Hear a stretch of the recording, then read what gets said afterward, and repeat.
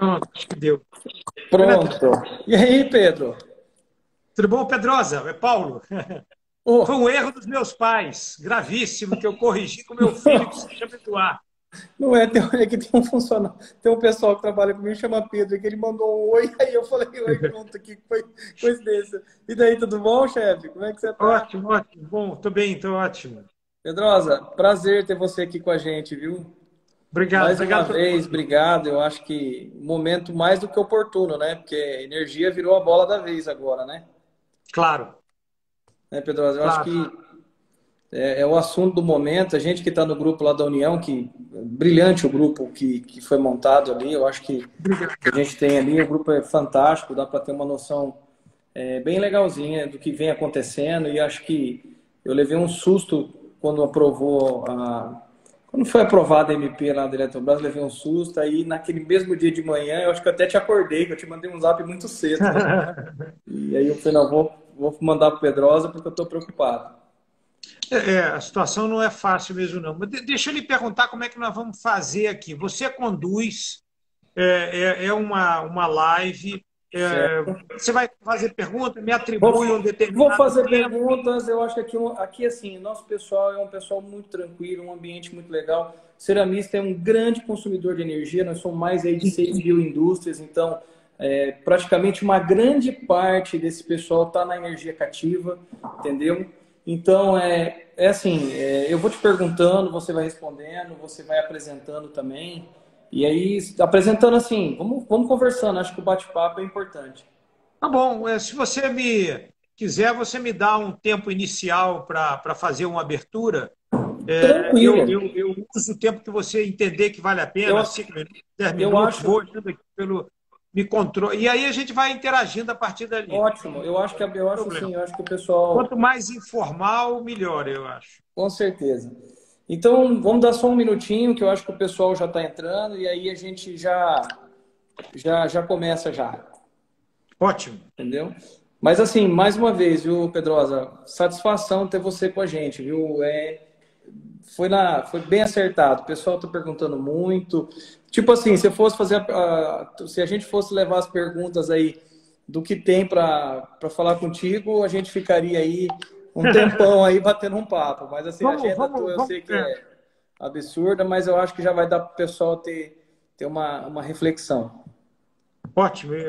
Beleza, beleza. Legal? Ótimo. Estou à disposição aqui, aguardando. Pedrosa, eu já vou dar início aqui. E, bom, quero aqui primeiro agradecer todos os ceramistas e ceramistas do Brasil. Em nome da Anicer, meu nome é Natel Moraes, presidente da Associação Nacional da Indústria Cerâmica, e hoje eu estou aqui com o presidente da Abrace, que é a Associação de Grandes Consumidores Industriais de Energia. E quem está comigo é o Paulo Pedrosa, que é um amigo que a gente já tem dentro da CNI, dentro do grupo, que a gente tem um grupo que é a União pela Energia, que é um grupo formado já tem um tempinho já, né, Paulo? E que já veio com esse alerta já faz tempo, e o Paulo, como vive o negócio, ele já estava preocupado, já não é de hoje. E só um pouquinho para falar sobre o Paulo. O Paulo é engenheiro mecânico formado pela UNB, que é a Universidade de Brasília.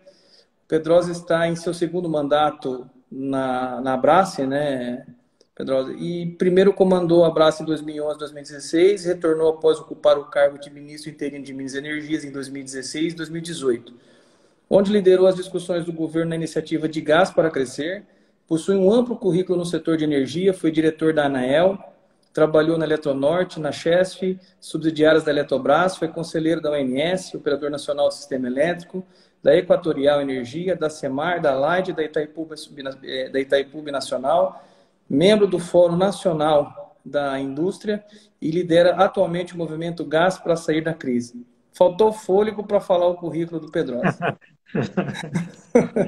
Pedrosa, eu queria deixar o início contigo aí, para você falar um pouco da Abrace, o que é a Abrace, e esse momento que a gente está vivendo. Eu acho que, primeiro de tudo, antes de qualquer tipo de pergunta, é a gente escutar você. Estamos aí ouvidos. Obrigado. Obrigado, Natel. Eu começo com um agradecimento, né? Um agradecimento por vocês terem se juntado ao movimento que a Abrace tem atuado como porta-voz, que reúne várias associações da indústria. Nós aprendemos muito nos últimos anos, e aprendemos que a guerra da energia nós não vamos ganhar de dentro do setor de energia. No setor de energia tem 30 associações que representam os vários interesses, os pequenos geradores, os grandes, os térmicos, os transmissores, os a diesel, os PCHs, os autoprodutores.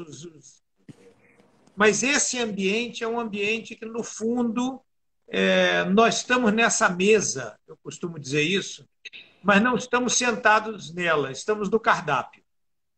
A visão, no geral, é de que o consumidor é aquele que paga as contas e não um agente que participa do mercado. Então, o movimento que nós fizemos ultimamente é o de buscar aproximação com a indústria e com quem vê a energia como um custo, um fator de competitividade, e criar uma mobilização que você participou de alguns esforços nossos, e isso tem nos dado muita força.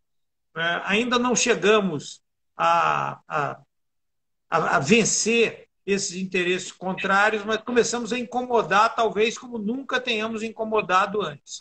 Essa capilaridade, a mobilização dos vários produtores, e na nossa rede, a associação do fabricante de brinquedos, do fabricante de biscoito, da indústria siderúrgica, de vidro, de cerâmica, ali nós temos pessoas que estão conversando com os formadores de opinião. Muitos desses segmentos têm um diálogo importante com o seu parlamentar, aquele parlamentar que entende a necessidade do setor, e essa rede é o que vai nos fortalecer.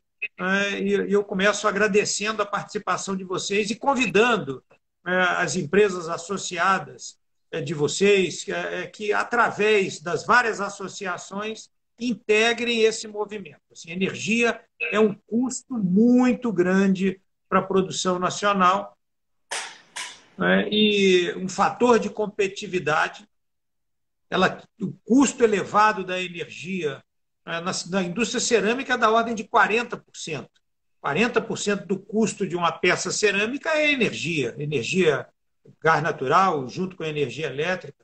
Na indústria de cimentos está superando os 60%. Quer dizer, numa casa popular, engraçado, a gente pega o índice da construção civil, e no índice da construção civil a energia é 0,5% do custo da construção. Mas essa é a energia da betoneira da obra e da furadeira. Mas quando você coloca na conta a energia que está no aço, no vidro, na cerâmica, na tinta, no vergalhão, a energia talvez seja 25% do custo de uma casa popular. Então, nós precisamos dessa união e nós precisamos comunicar à sociedade que o brasileiro consome muito mais energia nos produtos que ele compra do que na conta de luz, porque nas discussões no ambiente político, sempre tem aquela ideia de proteger o consumidor pequeno. Dizendo, não, vamos encarecer a energia para a indústria para diminuir o preço da energia para as pessoas. Na política, muitas vezes, essa é uma visão dominante. E nós precisamos mostrar que o brasileiro comum ele gasta 3 vezes mais energia embutida nos produtos que ele compra do que a energia da conta de luz que ele paga em casa. Quer dizer, agora na pandemia, quantos brasileiros estão aproveitando para colocar cerâmica numa varanda que tem em casa ou fazer uma pequena reforma num banheiro? Então, se num mês típico o brasileiro gasta R$100 na conta de energia, ele gasta 300 na energia dos produtos e serviços que ele compra. E isso precisa baixar para ter competitividade e para ter emprego. Não só a energia elétrica, como o gás natural. Então, o primeiro comentário que eu queria fazer é da importância dessa mobilização. E depois dizer, nós temos um conjunto de problemas estruturais no Brasil que nós precisamos enfrentar juntos para modernizar o setor de energia e o setor de gás, e temos problemas conjunturais. Nós estamos lidando com a maior crise hídrica já registrada na história. Há 91 anos, o Brasil anota o quanto está chovendo e como estão os nossos reservatórios. E nesses 91 anos que nós anotamos a situação das chuvas no Brasil, nós estamos no pior ano. O pior de todos os anos conhecidos é esse que nós estamos vivendo agora. Então, é um ano de crise hídrica e a gente tem que trabalhar para que essa crise hídrica não atrapalhe a recuperação da indústria. Só concluindo, lembrando que há 10 anos a indústria do Brasil não cresce. E que todo esse crescimento que a gente viu o Brasil ter, a demanda de produtos foi atendida por produtos importados. E que agora nós temos que nos recuperar e temos que, ao mesmo tempo, melhorar o setor elétrico estruturalmente, enquanto enfrentamos uma crise conjuntural muito grande, uma crise hídrica. Então, esse é o panorama geral. Obrigado pela oportunidade de estar aqui com vocês. Que isso, Paulo. Eu que te agradeço. Eu acho que assim, teu nome veio na hora, sabe? Quando eu comecei, antes de a gente começar, a gente estava só nós aqui, até passar o pessoal. O que veio fomentando essa aproximação nossa com o Paulo Danisser, com o Paulo, foi essa questão justamente da discussão da privatização da Eletrobras. Essa discussão veio no dia que aprovou a privatização, o projeto. Eu levei um susto, porque todo mundo pergunta, pô, mas tem jabuti, o que é o jabuti? O que o pessoal fala, quais são os jabuti? Então virou uma discussão que daí todo mundo ventila e ninguém, na verdade, não está sabendo muita coisa do que está acontecendo. Então, Paulo, a primeira pergunta que eu faço, que eu acho que é interessante, o que é a Abrace? Vamos passar para o pessoal rapidinho o que é a Abrace, quem é a Abrace, para o pessoal se situar e aí a gente entra de forma firme dentro do problema da energia no Brasil. Claro, quer dizer, a Abrace ela agrega 55 grupos industriais brasileiros.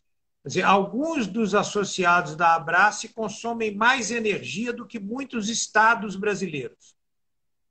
Por exemplo, a Votorantim, a Gerdau, a Hidro. Nós temos um fabricante de alumínio que em uma planta consome perto de 900 megawatts, o que é mais do que o consumo de alguns estados.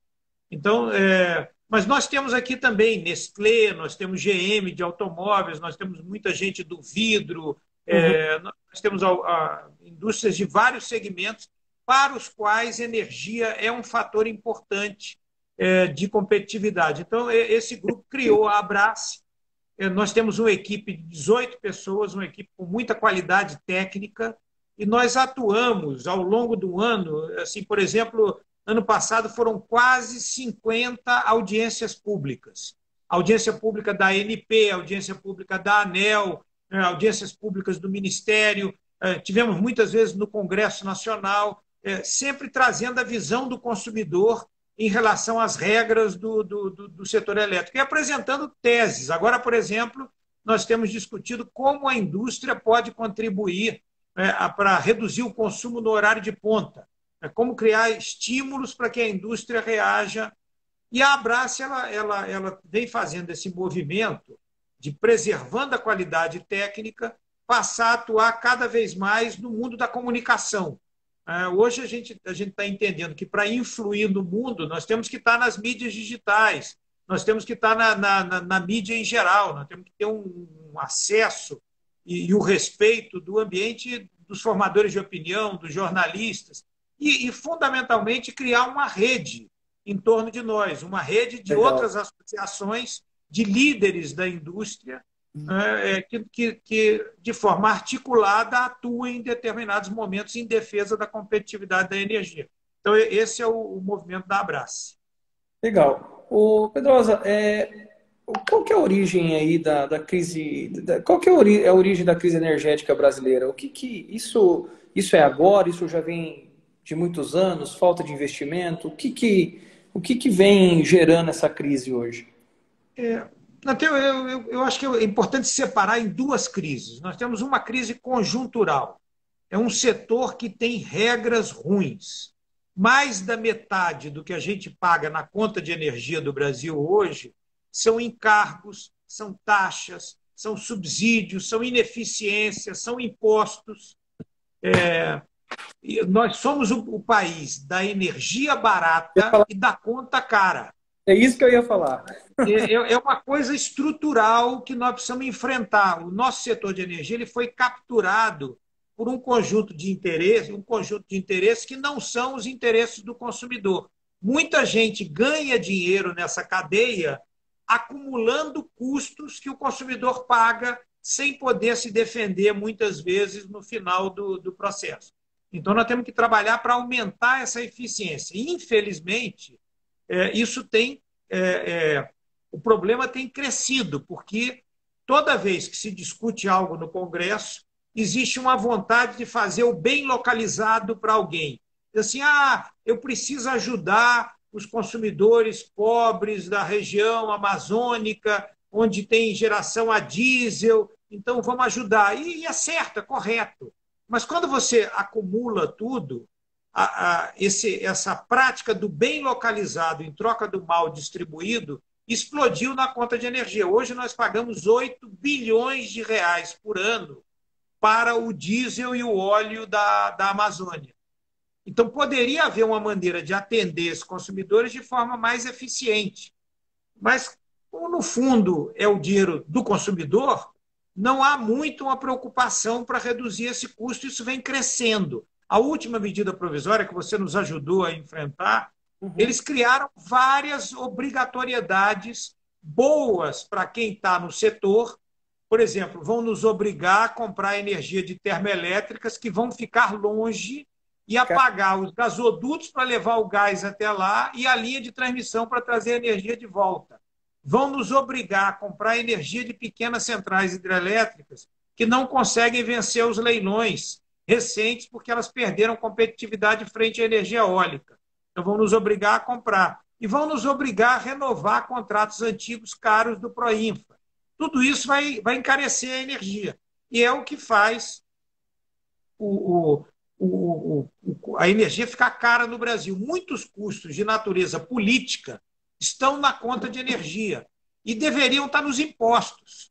Quer dizer, quando a indústria paga imposto, o imposto você compensa na cadeia produtiva. E quando você exporta, você não exporta o imposto. Mas quando você pega o custo de natureza política e bota na energia, ele entra no minério, aí ele vai carregado para a siderúrgica, depois ele vai carregado para a aciaria, depois ele vai para a chaparia, depois quando chega no automóvel ou na casa popular, você acumulou, sem compensar, custos e lucros e margens e impostos sobre esses custos políticos que estão disfarçados na conta de energia, que deveriam ser desonerados na reforma tributária. Então, assim, esse é o problema estrutural. Outro problema é o conjuntural. O problema conjuntural ele tem uma causa, a gestão do setor elétrico, ela tem desperdiçado a água dos reservatórios. O preço base da energia no Brasil é feito por um programa de computador que é muito otimista. Então, no início desse ano, o programa dizia que o preço era baixo e as usinas térmicas todas estavam sendo acionadas e pagas por fora. Quer dizer, esse tipo de operação esvazia muito rapidamente os nossos reservatórios e cria esse momento de crise. Então, nós temos que trabalhar agora para corrigir as questões conjunturais, sobreviver a esse momento de crise hídrica e melhorar o setor para ele entregar energia competitiva para a produção lá na frente. Então, vamos dizer assim, a melhoria que deveria ser feita, a melhoria que a gente faz, a parte estrutural que deveria ser feita com impostos, na verdade não é feito somente não é feito com os impostos. Na verdade, eles criam taxas, criam situações na conta de energia para repassando aí para o consumidor. Natel, só um exemplo. Você, por exemplo, na indústria de cerâmica, subsidia o bife do americano. Porque a irrigação da produção de soja em grandes propriedades para exportação é subsidiada na conta de energia que a indústria paga. E você exporta o farelo de soja para o americano criar boi mais barato lá e o bife lá ficar mais barato. Você subsidia o carvão de determinadas regiões do Brasil. Hoje, no Brasil, nós subsidiamos a produção de energia de carvão, quando o mundo inteiro fala em descarbonização. Mas, ao mesmo tempo que a gente subsidia o carvão, a gente subsidia, como eu lhe disse, 8 bilhões de reais por ano, né, de combustíveis fósseis na Amazônia e subsidia as energias renováveis, que se tornaram as mais competitivas. Quer dizer, eram regras do tempo que a energia renovável estava começando e precisava ser estimulada, mas elas continuam e a gente continua subsidiando quem ganha a competição. Então, isso você só cria novos, você nunca acaba os antigos. E eles vão se acumulando na conta. A gente tem um ditado aqui no Mato Grosso do Sul que cavalo não desce a escada e urubu nasce branco, mas fica preto depois. Então não tem o que fazer. Aí, por exemplo, criaram o Luz para Todos. Foi um programa que teoricamente diz que levou energia em lugares que não tinham tudo. Só para entender, então, o Luz para Todos ele foi subsidiado por nós também. A conta do Luz para Todos Natel, assim, tem algumas coisas que a gente tem que entender que, quer dizer, primeiro, elas deveriam ser pagas com dinheiro da União, do imposto, e não do consumidor de energia, especialmente do industrial. Mas, mesmo assim, alguns movimentos são importantes, quer dizer, o subsídio ao consumidor de baixa renda. Eu acho que é muito antipático e inadequado a gente dizer que é contra o subsídio ao consumidor pobre. Agora, pode aumentar muito a eficiência. Quer dizer, tem situações, por exemplo, que você gasta R$ 30.000 para conectar uma energia numa casa que a casa inteira vale R$ 900, que ela é feita de palha e adobe. Então, às vezes você tem soluções melhores de fazer, por exemplo, uma energia localizada, solar, para atender uma população que está distante. E muita gente que recebe subsídio, porque hoje o subsídio do consumidor de baixa renda é uma autodeclaração. Então, acho que tudo isso pode melhorar o brasileiro, especialmente o subsídio social.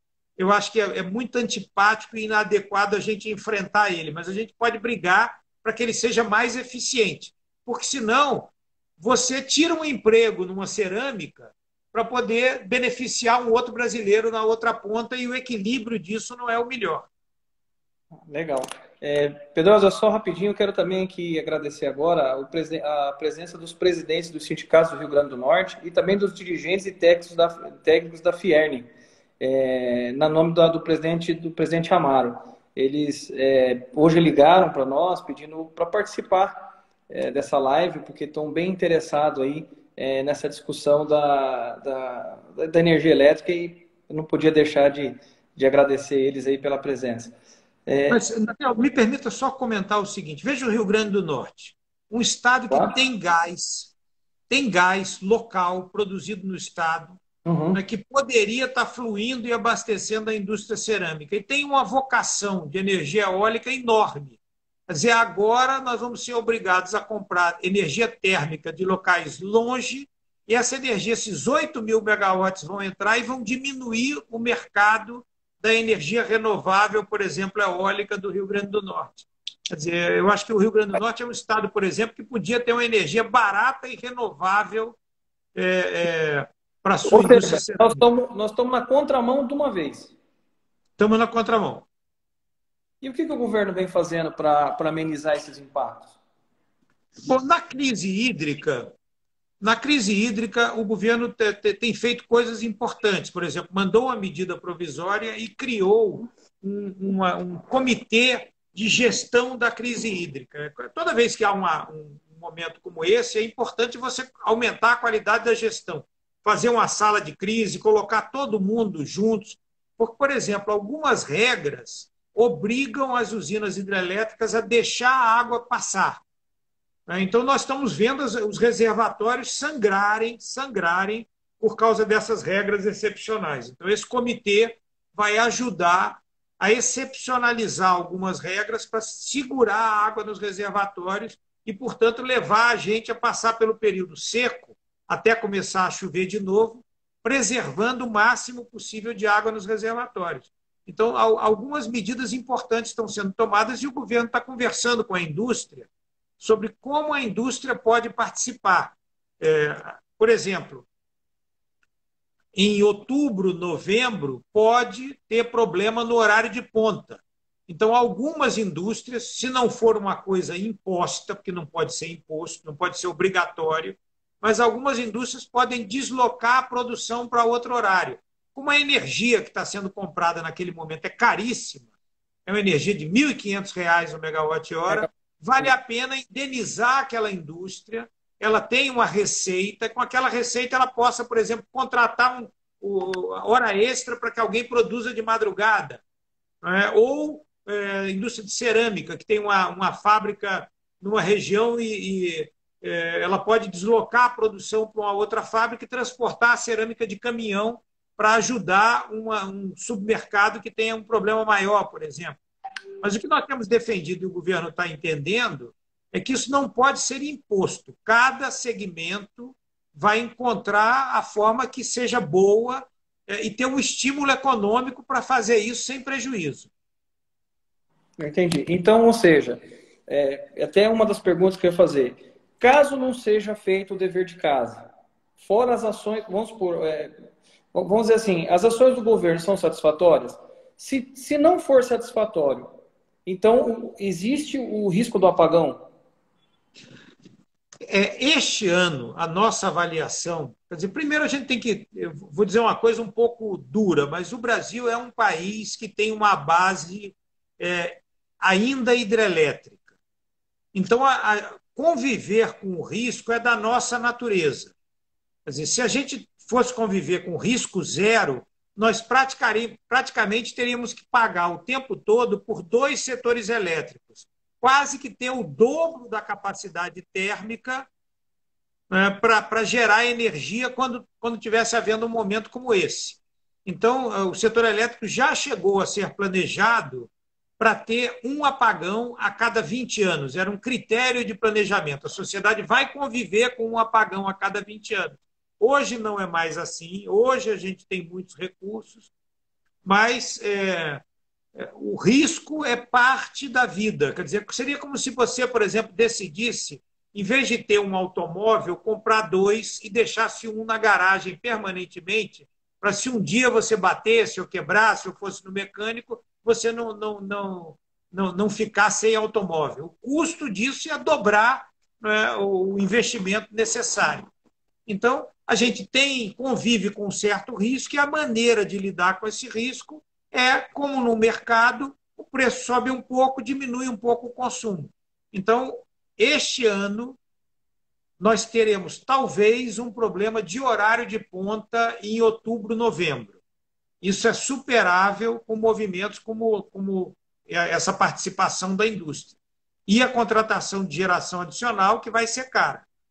Se no ano que vem nós tivermos de novo o pior ano do histórico, então no ano que vem nós teremos problema. Então, por isso que é importante fazer o máximo para preservar água nos reservatórios agora. Especialmente que nós estamos tendo uma recuperação da produção industrial. Então, e é sobre isso mesmo.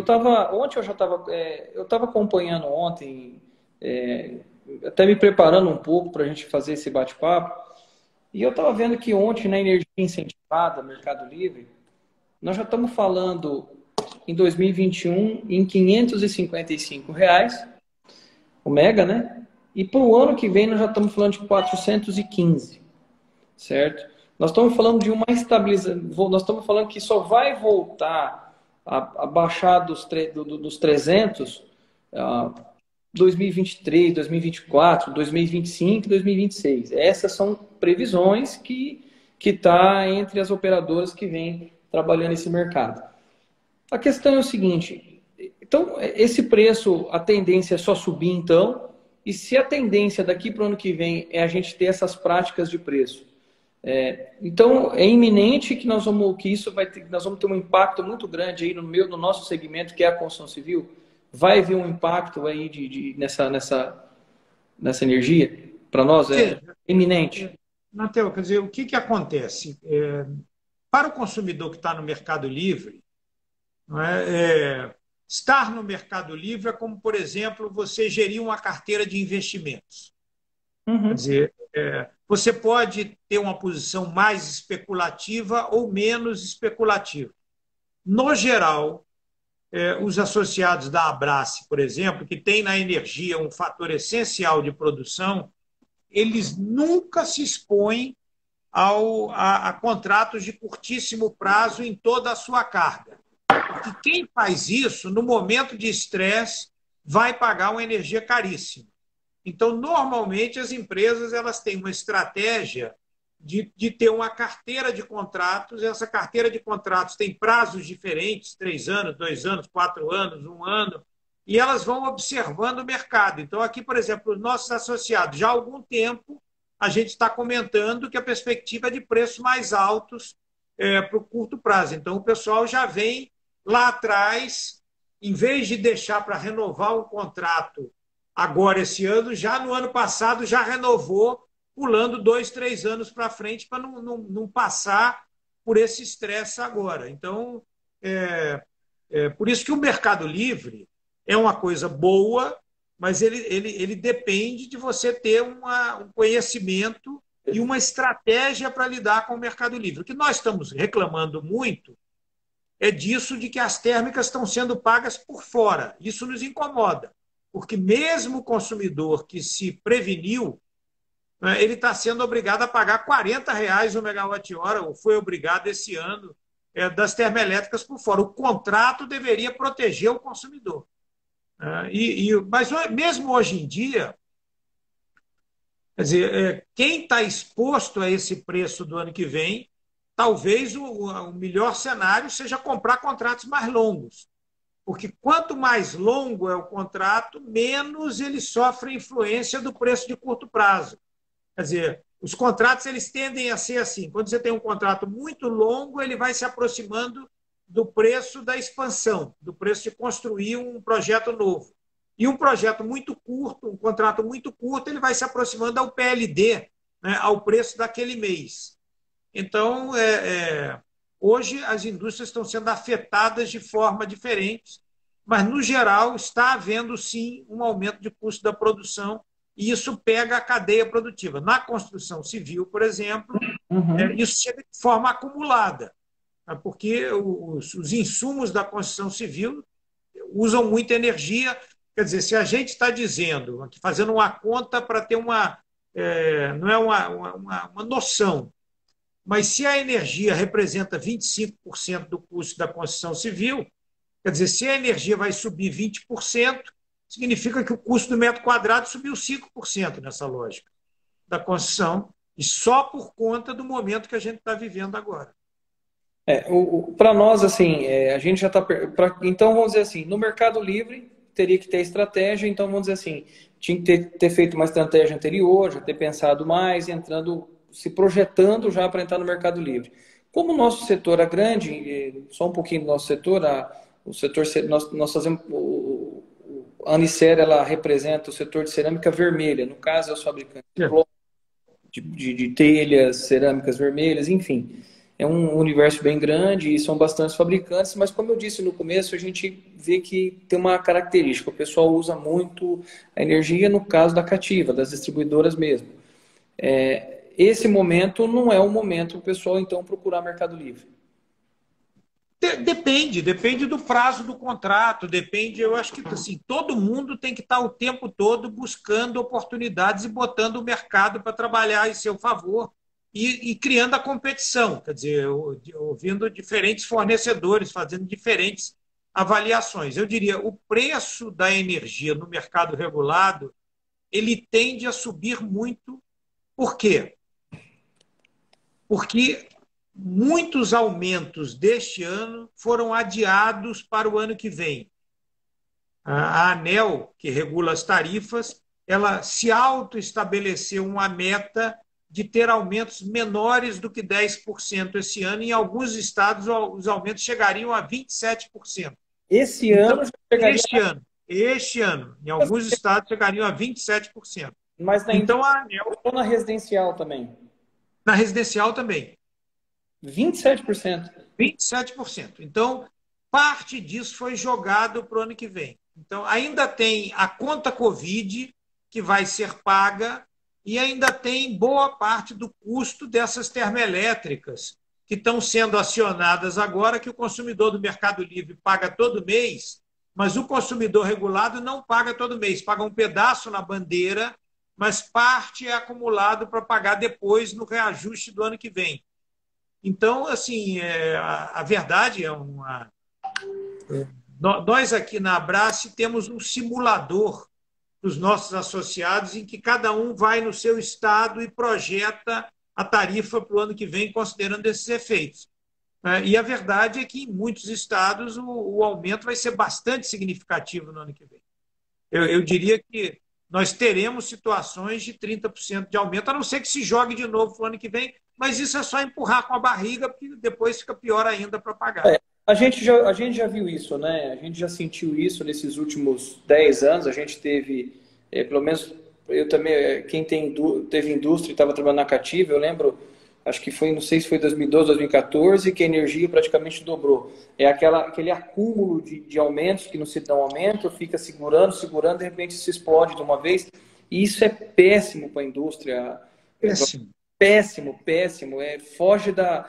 É algo que não tem como você repassar isso, sabe? Eu lembro que teve indústria cerâmica que pagava, um exemplo, uma energia elétrica de uma indústria ele pagava 25 mil de energia, em 3 meses a energia dele subiu para 50 mil e, enfim, ele não conseguiu repassar e foi o começo aí de uma caminhada que deixou a gente muito preocupado. Mas aí, ano que vem, nós temos um ano eleitoral. Como que diz para o contribuinte, para o consumidor, que vai subir 30% a energia dele? Então, ou seja...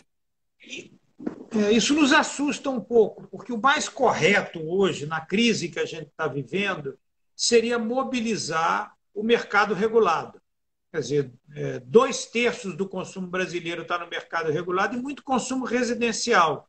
Quer dizer, eu acho que com uma campanha de esclarecimento, contando aos brasileiros que nós estamos vivendo a pior crise hídrica de 91 anos e que cada energia economizada hoje é uma energia de uma térmica caríssima que está sendo utilizada.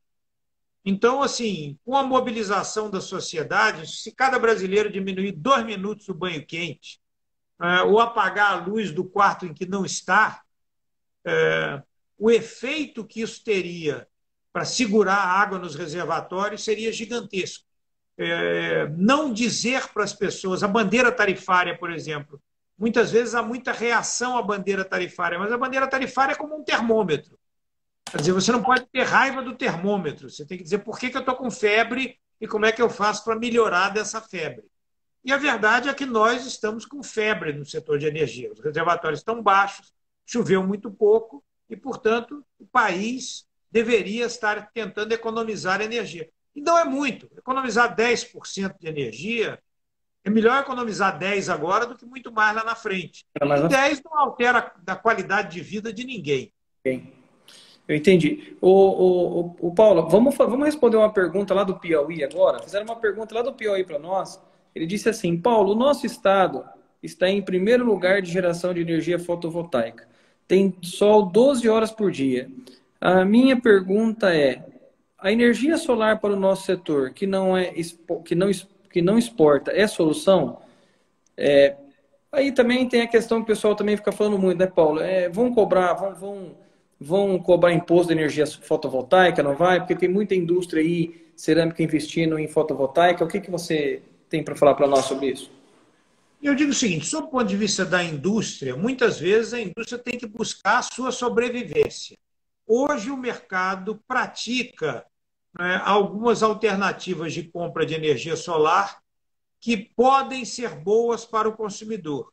Não são boas para o sistema, muitas vezes, porque quem compra aquela energia solar não paga o transporte dela, não paga os encargos setoriais, e não paga as termoelétricas, porque a energia solar só tem quando tem sol, mas não paga o custo para firmar aquela energia solar. Esses custos são repassados para os outros consumidores. Então, assim, como a Brasce, quando a gente discute com o governo, nós somos contra esse modelo, porque esse modelo aumenta os encargos que encarecem as contas de todo mundo. Mas é ilegítimo que uma indústria busque uma solução de sobrevivência dentro da regra que existe hoje e é legal? Não é ilegítimo. Acho que toda indústria tem que buscar o seu melhor caminho. Agora, olhando o sistema como um todo, a verdade é que cada energia deveria pagar os custos para ser comparável com a outra. Quer dizer, quando você compra energia de uma hidrelétrica grande e ela lhe entrega o tempo todo, essa é uma energia que deveria ter uma qualidade diferente de uma energia que só tem quando tem sol. Ou então você tem uma cerâmica que só vai produzir na hora que tem sol, com a placa colocada no pátio da sua própria cerâmica. Então, aí, de novo, são dois movimentos. A gente tem que trabalhar para melhorar o sistema para todo mundo, mas enquanto o sistema melhora, é legítimo que cada um busque o seu caminho de sobrevivência. Qual que é a sua opinião sobre as bandeiras tarifárias, Paulo? Veja, de novo, as bandeiras tarifárias elas têm que ser vistas como um termômetro. Lá atrás, quando elas foram criadas, nós, inclusive, defendemos que a bandeira tarifária deveria automaticamente, quando fosse acionada, arrecadar os recursos para fazer uma campanha de televisão pela economia de energia. Você, para usar uma analogia ruim, quer dizer, ser contra a bandeira tarifária é como querer tirar o sofá da sala naquela história. Ou quebrar o termômetro porque ele mostrou que você está com febre. A bandeira tarifária, se ela não existisse, o que aconteceria?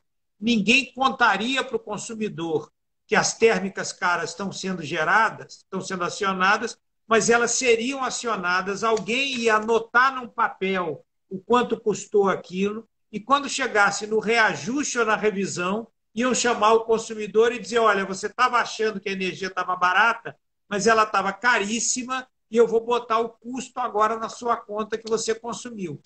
Então, assim, a bandeira ajuda a avisar o consumidor que está cara e ajuda a reduzir o consumo. E cada consumo que é reduzido agora é daquela última térmica. O setor elétrico funciona como uma pilha, é como se fosse uma escadinha. O governo tem uma lista de recursos, os mais baratos, as usinas hidrelétricas. Aí depois vem as termoelétricas a gás natural mais baratas, aí as termoelétricas mais... E lá no final, as termoelétricas a óleo e diesel, que são caríssimas.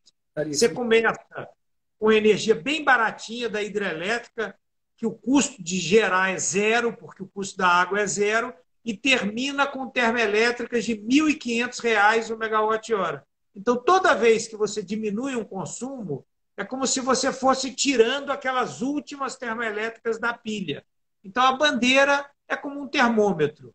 Quer dizer, se a bandeira vermelha 2 está acionada, quer dizer que nós estamos com 39,5 graus de febre, então vamos cuidar da febre, não adianta ficar com raiva do termômetro.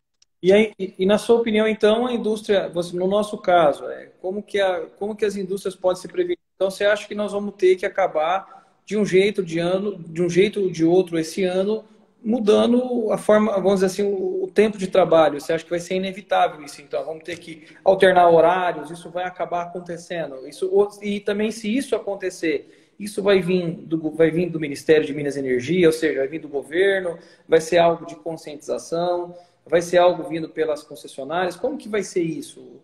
Como que isso vai...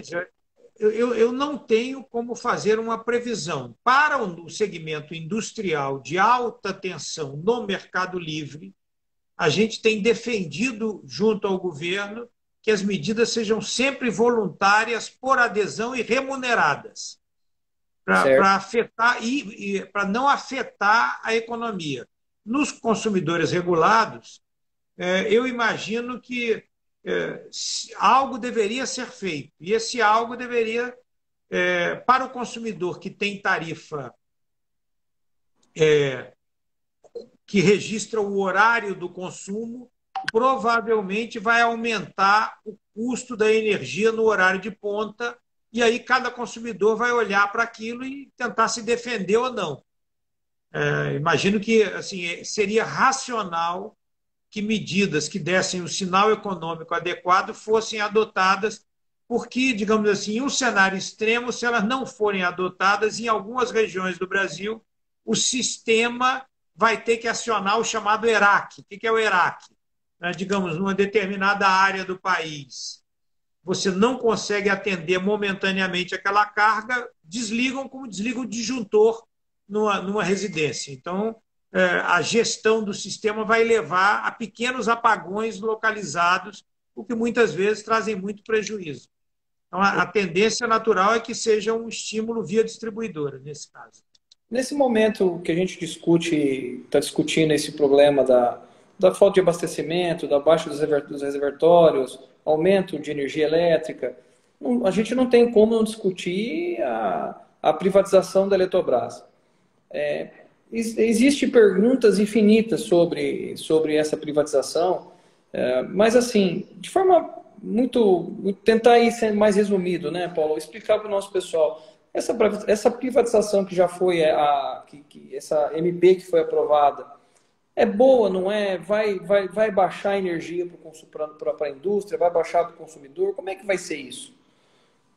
A MP ela tem coisas boas. A privatização da Eletrobras, conforme a MP original, foi muito apoiada pelas indústrias da Abrace, porque ela ia corrigir algumas distorções no funcionamento do setor elétrico, ia gerar recursos para abater tarifas e ia contribuir para a modernização. Na tramitação na Câmara, penduraram... Um exemplo de distorção, por exemplo. Um exemplo de distorção. Lá atrás, o risco hidrológico foi transferido para os consumidores. Quer dizer, o que é o risco hidrológico? É quando chove, a energia fica mais cara. Antes, quando você comprava uma energia, você pagava um preço e aquele preço estava garantido. Na Eletrobras, as usinas passaram a vender energia por cota. Num momento ruim como esse, o consumidor paga por fora o custo da termoelétrica. A visão é que o ideal é que esse risco seja gerido pelo vendedor. Porque uma indústria de cerâmica não tem um meteorologista para entender de tempo, nem faz hedge financeiro, nem tem... Então, o vendedor, competindo no mercado, deveria gerenciar o risco hidrológico e não repassar para o consumidor. Seria como se você comprasse uma passagem de avião para suas férias de dezembro e quando você fosse embarcar, a companhia dissesse, olha, o querosene de aviação subiu, você comprou a passagem por R$200, mas você está me devendo mais 300 agora porque o querosene subiu. Então, a privatização corrigia esse erro e devolvia o risco para a Eletrobras. Isso era muito bom. E como a privatização gera recursos, ela ia jogar 25 bilhões de reais para abater esses custos políticos da energia, que também seria bom para nós.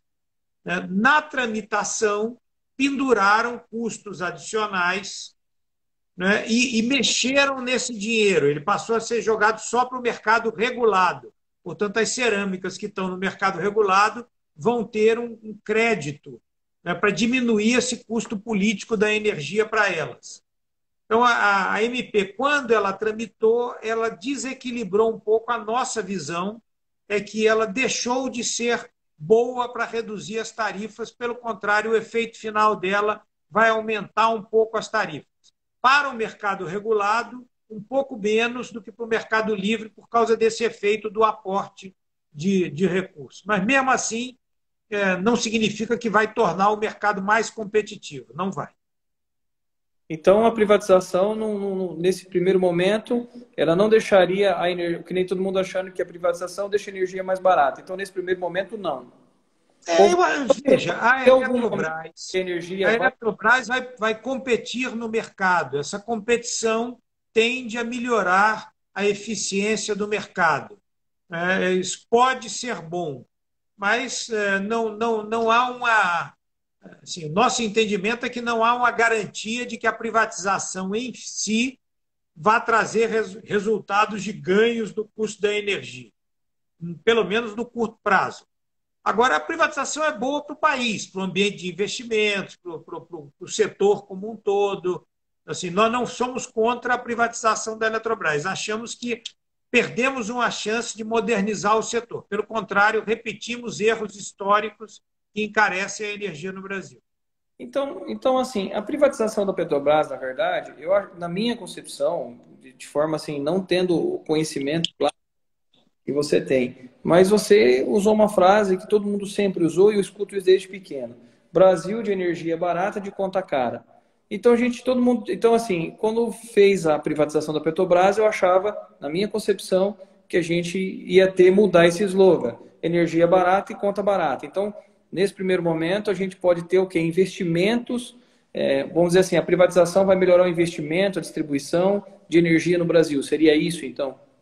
E vai aumentar a competição nos investimentos. Mas, como eu lhe disse, mais da metade do que a gente paga hoje são penduricalhos, encargos, taxas. Isso sai. é, não, isso continua, não depende da Eletrobras. São regras ruins do setor que a gente vai continuar pagando. A indústria de cerâmica do Rio Grande do Norte ou de Minas Gerais vai continuar pagando o equivalente a 8 bilhões de reais por ano de subsídio para o diesel da Amazônia, 1 bilhão de reais por ano para o subsídio do carvão do Sul, 4 bilhões de reais por ano para o subsídio da energia renovável. Isso tudo continua. E ainda vem a geração distribuída agora, que gera novos custos para os consumidores. Há uma ineficiência sistêmica que a privatização da Eletrobras não ataca. Entendi. Ô Paulo, veio uma outra pergunta, dizendo o seguinte: Paulo, vários países estão incentivando a instalação de energia solar. Lhe preocupa esse avanço no nosso país, dessa geração? Veja, o que me preocupa é da energia solar subsidiada e quando a indústria é obrigada a pagar o subsídio por ela. Assim, quando a solução é eficiente e é competitiva, ela é legítima e tem que acontecer. Ninguém pode ser contra a inovação. Os painéis solares estão caindo de preço de uma forma muito importante e cada vez mais as baterias estão caindo de preço também. Então, assim, o que for eficiente deve vir e prosperar. O que eu não quero é criar nichos de investimento em energia solar, que às vezes o empresário do investimento da solar chega a ter 30% de retorno ao ano, pelo fato que o projeto dele encarece a energia dos outros consumidores. Isso eu entendo que não é bom sistemicamente para o país. Mas a energia solar você está gerando durante o dia. Você fala que isso encarece pelo fato da distribuição? A regra hoje, para alguns projetos de solar, os chamados geração distribuída, fazem com que ela não pague o transporte da energia no sistema, não pague os encargos setoriais. Esse custo, por exemplo, o subsídio da Amazônia, né, são dois brasileiros, um do lado do outro, e um entra de sócio, ou passa a comprar energia de uma fazenda solar, ele para de pagar o fio dele, esse fio vai ser redistribuído para o vizinho pagar. Ele para de pagar o encargo do diesel da Amazônia, mas continua tendo necessidade do diesel da Amazônia e o vizinho dele paga mais. Ele vai precisar ter uma termoelétrica que vai gerar na hora que não tem sol. Ele não paga, mas o vizinho dele paga. Então, esse modelo é um modelo que eu, pessoalmente, não gosto. Quer dizer, porque ele, no fundo, encarece o custo do sistema. É bom para quem participa, muitas vezes, mas para o sistema como um todo não é bom. Certo. Sabe, Paulo, você entrou em assuntos assim que despertou muita curiosidade. É o que eu falei, se a gente, muita gente pega energia pronta, né? Mas a gente não sabe quantas voltas, qual que é o caminho que essa energia percorre para chegar na indústria ou na casa de cada brasileiro. E aí, quando a gente vai pagar essa conta, a gente só se pergunta: nossa, mas por que tão caro? Por que tão caro? Então, podemos afirmar que o problema do custo alto de energia no Brasil, isso vem de longa data, devido à falta de investimentos, falta de uma política, vamos dizer assim, entre aspas, mais séria na parte de energia elétrica no nosso país? Não, eu diria que o problema são regras ruins que estimulam a ineficiência e que acumulam custos que não são da energia. Quer dizer, uma coisa é a produção, a transmissão, a distribuição, a comercialização de energia. Neste mundo, nós não estamos tão mal, mas em paralelo tem um universo paralelo de subsídios e aqui isso ficou gigante. Então, em alguns lugares, por exemplo, no Brasil, metade da energia some nas redes. O furto de energia chega a ser gigantesco e boa parte disso é cobrada do consumidor que paga.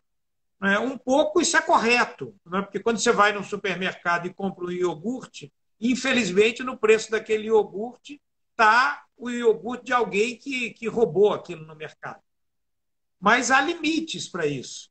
Então, a nossa regulação faz com que muito do que a gente paga aumente. Iluminação pública. Eu tenho indústrias associadas da Abrace que têm 3 postes na frente da indústria e estão pagando 6 milhões de reais de iluminação pública para o município. E a empresa de iluminação pública do município é uma empresa maravilhosa, porque ela vive dessa taxa de iluminação pública que muitas vezes é absurda, mas é um custo adicional. Então, todo mundo dá a sua mordidinha na conta final do consumidor e, de grão em grão, né, isso virou, de tanto praticar o bem localizado, em troca do mal distribuído, o mal distribuído ficou muito grande. Eu acho que é isso que nós temos que enfrentar para o setor ser mais eficiente. E para a gente enfrentar tudo isso, quando a gente falava da privatização da Eletrobras, esse era o caminho ou é um dos caminhos? E isso também está relacionado na ANEEL, e isso também deve ser política lá, e é uma política deles, deve ser mudada essa política também. Como nós vamos resolver o problema? Não é só... Uma coisa importante é aumentar a voz do consumidor nesse movimento. É por isso que, por exemplo, União pela Energia, vocês participando, quer dizer, o consumidor tendo mais interesse e a gente criando essa rede. Nós estamos trabalhando com o IDEC, por exemplo, agora como um parceiro. Então, nós precisamos nos conhecer, ampliar essa rede para que eu possa, num determinado momento, como a gente já fez, lhe avisar. Até, olha, cuidado, semana que vem vamos votar uma coisa e alguém criou uma regra nova. E tem centenas de projetos no Congresso dizendo assim, e muitos deles têm mérito. A pessoa diz assim, os hospitais tratam do bem do povo e tem a Covid, então o hospital não tem que pagar a conta de luz. Você não acha que é um absurdo que o hospital pague conta de luz? Aí, é um absurdo. Então vamos fazer uma lei que o hospital não paga a conta de luz, que vai ser muito bom. Vai, mas a indústria de cerâmica, que tem uma conta de 25 mil, ela vai passar a ter de 26.500, porque vai pagar a parte que o hospital não pagou. Aí vem uma outra lei e a pessoa diz assim, não, mas assim, a transposição do Rio São Francisco, que vai levar água para atender os brasileiros que estão passando sede, desenvolvimento, as bombas que vão bombear a água da transposição do São Francisco, vão botar não vão pagar a conta de energia. Vamos, ok, é bom, é bom, é bom. Você acha que... Então, às vezes vem assim, os templos das igrejas, porque são as casas de fé, onde o povo vai para a energia divina. Eu não estou brincando, não. Esse é projeto. Por que quem cuida da energia de Deus tem que pagar a energia elétrica? Não devia pagar. Então, e essas coisas vão se somando, vão se somando, vão se somando. E muito risco que você tira, que deveria estar no gerador de energia, no transmissor, no transportador, e esses riscos vão sendo repassados para o consumidor. Então, a gente, no fundo, paga a alegria de muita gente nas nossas contas. E é muito difícil enfrentar isso, porque os setores organizados correm lá para brigar, para dizer, não, ajuda. E tem projeto dizendo que o professor de escola primária não devia pagar energia. E tem outro que diz que, que determinados segmentos têm que ter subsídio. Aí dizem, não, o Brasil tem lixões enormes. O lixão polui a cidade. Então, a gente devia colocar termoelétricas nos lixões e se a gente comprar essa energia por R$5.000 o megawatt-hora, a gente consegue resolver o problema do lixão. Consegue. Mas vai custar mais caro. A cerâmica que já estava pagando 27.500, que está pagando a energia do hospital, vai ser obrigada a comprar um pouquinho de energia mais cara para ter a termoelétrica do lixão. Um conjunto de ideias boas, mas que a gente paga sem saber por elas e não briga na hora para dizer não quero pagar por isso. Ou seja, a conta é uma só. Tem que dividir certo e pagar. Não tem o que fazer. A última pergunta, nosso amigo Terceiro Melo também fez uma pergunta dizendo o seguinte: tem como se livrar dessas taxas, como por exemplo a taxa de iluminação pública? É possível acabar com isso? Eu acho que, assim, na medida em que a gente aumente a nossa voz, e tem a capacidade de influir politicamente, nós vamos começar, pelo menos, a impedir que isso aumente. Nós temos feito muito movimento em torno disso na Abrace. Se você olhar, nós estamos no Jornal Nacional, nós estamos nos editoriais dos principais jornais, estamos brigando. Mas, na verdade, só a capilaridade resolve isso. Só quando a gente tiver um sistema em que eu, por exemplo, fale com você e você aperte um botão e avise 5.000 cerâmicas e cada uma daquelas cerâmicas mande um e-mail para um deputado ou quem conhece, ligue e reclame que semana que vem vai botar um projeto que está encarecendo a energia. Eu acho que só quando a gente tiver mais voz e participar melhor nesse processo que é democrático, a gente consiga influir de uma maneira melhor para mostrar principalmente isso. O brasileiro paga a energia do tijolo que ele compra para fazer uma obrinha na casa dele. Isso significa emprego, isso significa também. Entendi. Paulo, considerações finais, eu queria ver se fosse possível deixar um recado para todos os ceramistas aí, eles e elas, né? Porque nós temos ceramistas homens, temos ceramistas mulheres, então todos os ceramistas do Brasil. Nós temos fornecedores também que vendem equipamento para nós, que estão acompanhando, que já entraram na live, mandaram perguntas, enfim. Um recado para todo mundo aí.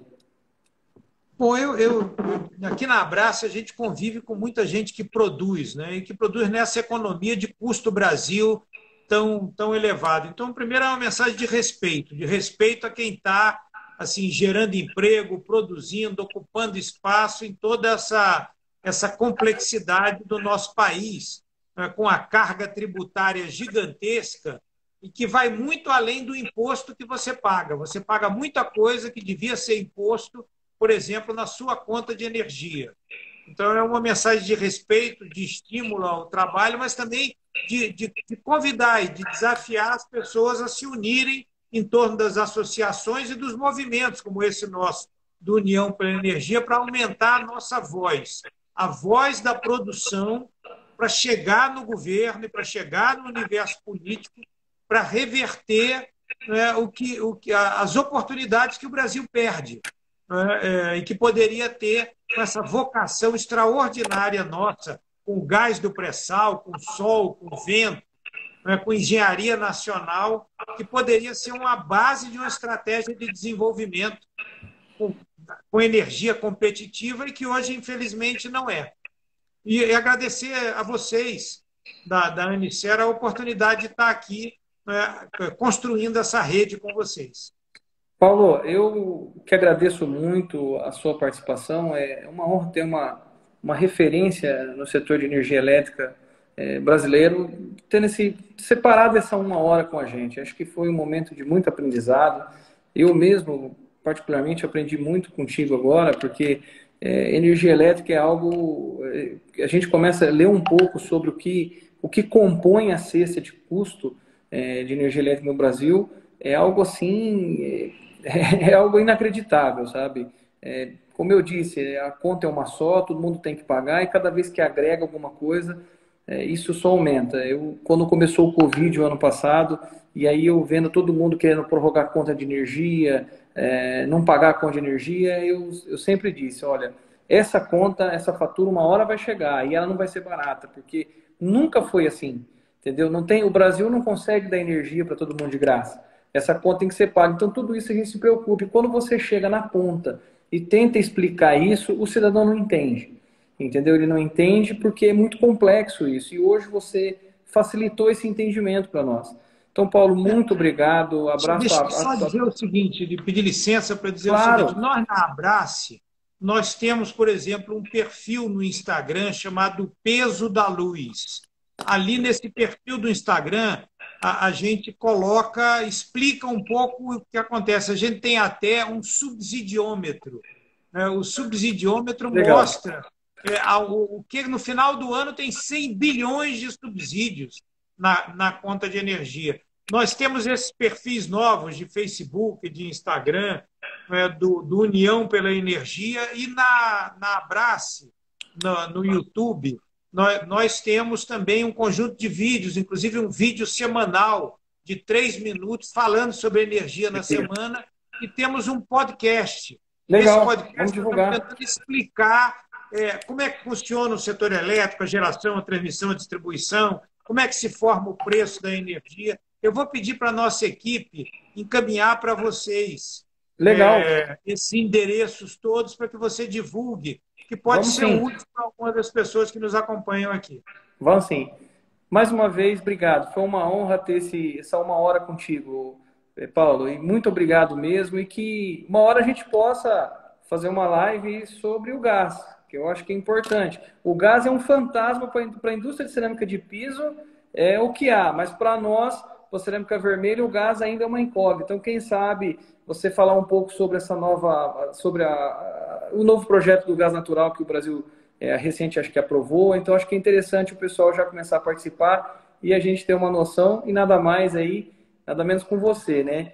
Que é um dos membros do fórum aí que vem discutindo o gás para sair da crise.